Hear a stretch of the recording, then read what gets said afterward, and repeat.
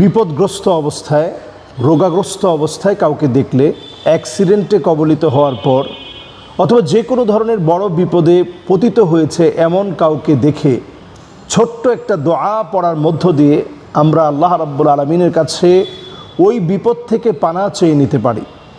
যত বড় বিপদ হোক, কারো বিপদ দেখে সাথে সাথে আপনি পড়ে নেবেন আলহামদুলিল্লাহিল্লাযী আফানি মিম্মা ইবতালাকা বিহি ওয়া ফাদ্দালানি আলা কাসীরিম মিম্মান খলাকা তাফদীলা।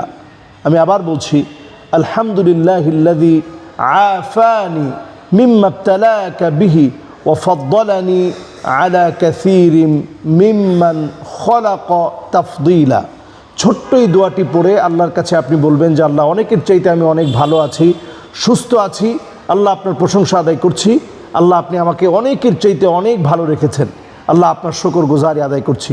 যে ব্যক্তি এই দোয়াটি পড়বে আপনাকে ওই মুসিবত কখনো পাবে না ইনশাআল্লাহ।